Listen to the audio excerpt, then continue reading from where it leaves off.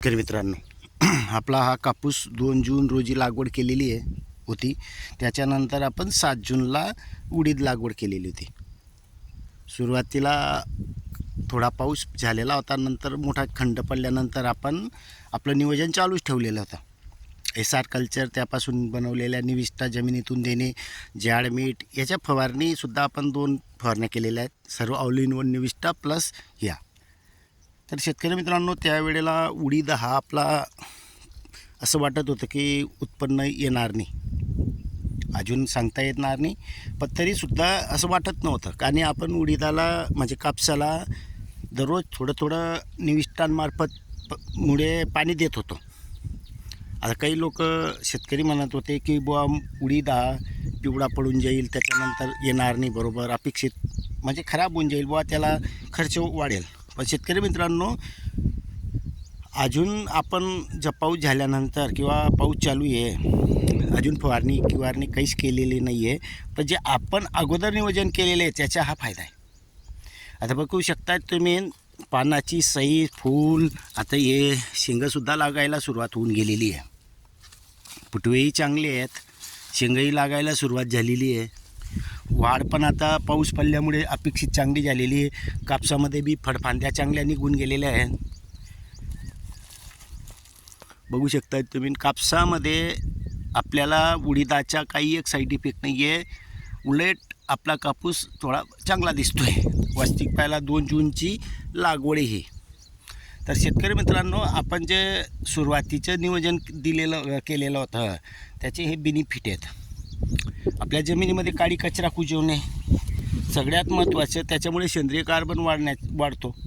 आणि ते जो आपण काळी कचरा जे काही आपण पिकांचे अवशेष कुजवतो इथे, त्यामार्फतही पिकांना अन्नद्रव्य भेटतं.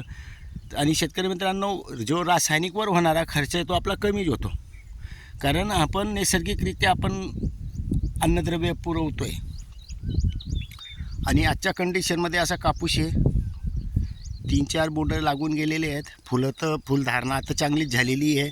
आपण रासायनिकमध्ये एकही बाहेरून फवारणी करत नाही कापसामध्ये.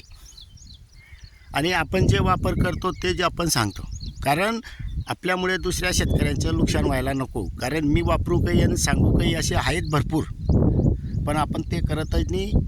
आपण जे वापर करणार तेच शेतकऱ्यांपर्यंत सांगणार, कारण आपल्यामुळे दुसऱ्याचे कोणाचे नुकसान व्हायला नको. तर शेतकरी मित्रांनो, आपण सुरुवातीचं जे नियोजन केलेलं होतं त्याचं, आणि आपल्याला दरवर्षीचा अनुभव आहे, पाऊस पडल्यानंतर बसलेला कापूस असेल किंवा वाढ बी थांबलेली असेल तरी वाढ चांगली होते. विशेष म्हणजे समजा सुरुवातीला वाढ कमी असेल तर आपले फुटवे म्हणजे फळफांद्या जास्त लागतात, आणि ते पण जवळ. आता बघू शकता तुम्ही किती जवळ आहेत. तर आणि जवळ फळफांद्या असल्या तरच आपला फायदा आहे.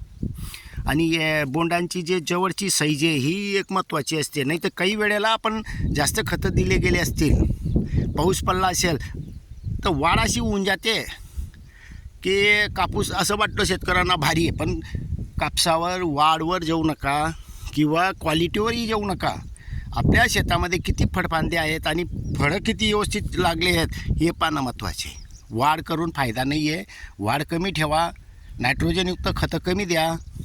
भले फवारणीमधून थोडं अमिनो, जसं काही मासोळी अर्क असेल, कोंबडी वेस्ट असेल, त्याची फवारणी करा. ऑटोमॅटिक वाढ कमी होते. जमिनीतून नायट्रोजन नाही सारखं देण्याचा प्रयत्न करा. धन्यवाद.